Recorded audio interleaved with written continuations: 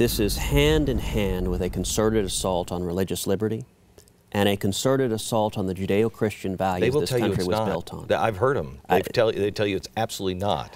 Well, you know, they will say that, but the facts speak otherwise. But let's begin with one of the premises that they repeat over and over again. They say the American people want this, and they point to poll after poll that show percentages of Americans who want this, and they point to millennials and say millennials want this. Well, you know, it's very easy to design a poll to get the result you want, and there are a lot of advocates here. We are seeing a propaganda effort from the mainstream media and from Hollywood. I can give you two facts that are counter to the notion that the American people want this.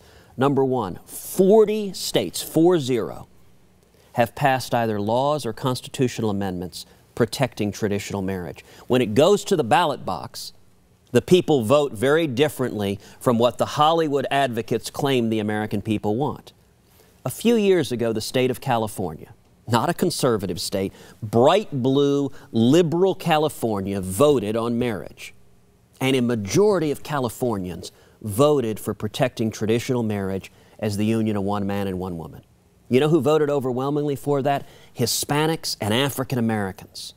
So this notion that gets repeated every day on the mainstream media is baloney.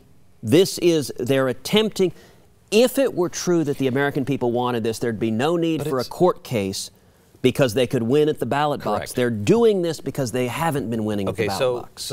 But it's not about that. Your opposition to this is not about gay marriage.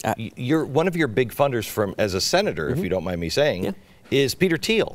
He is a libertarian gay guy. You're friends. You went to college together. My touchstone has always been the Constitution. And under the Constitution, marriage has been a question for the states. Is marriage a human right itself? Traditional marriage, is that in the Constitution? Is that a protected right? You know, the human rights that are mentioned in the Declaration of Independence are life, liberty, and the pursuit of happiness. But when it comes to how marriage is designed, you know, when I talk with proponents of gay marriage, I say, listen, if you and I can disagree perhaps as a policy matter whether gay marriage is a good idea. I say to folks who advocate gay marriage, we can disagree on that, and then reasonable minds can differ. I strongly support traditional marriage as the union of one man and one woman, but we can have a reasonable debate about that.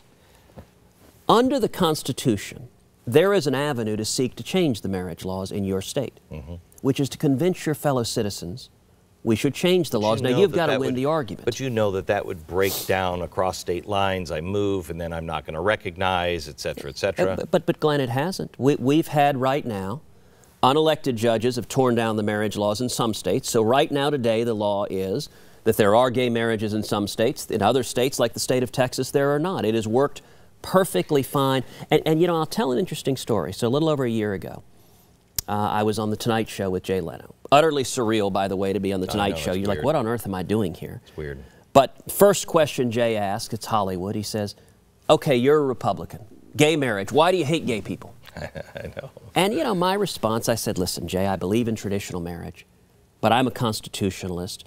The Constitution leaves this as questions for the states. If the people of California decide to adopt one definition of marriage, they have the prerogative to debate that and do that. But if the people of other states, like my home state of Texas, decide to protect traditional marriage under the Constitution, that's their prerogative. You know the interesting thing, Glenn? The studio audience in Burbank, California burst into applause. So, Jay did a double take. Wait, you're a conservative Republican. You're not supposed to get applause from a California audience. So here's the thing. My solution to this has been it's not a federal thing at all because of the 10th Amendment. It's not. You say give it to the states. But why is it even in the states? Why do we even have to have that? Isn't it a contract between me, my spouse, and who's marrying me? Why not just end it entirely? Because it seems to me what they've done is now made this a civil right, constitutional civil right, which now puts all of our churches and all of our schools and everybody else in line for massive litigation. Well, listen, the problem with that is that the government and the courts have always played a role. Whenever you have marriages, you're going to have divorces. When you have divorces, you're going to have to dispose of property. And even more importantly, you have children. You've got parental visitation. You've got custody. Those are questions that under our legal system are going to have to be decided. And the government can't totally wash its hands of that. If you look at the origins of marriage, you know, marriage long preceded the United States of America. It wasn't the Constitution that invented marriage or the Declaration or the Supreme Court. For millennia, marriage has been the union of one man and one woman. Church. It was ordained by God.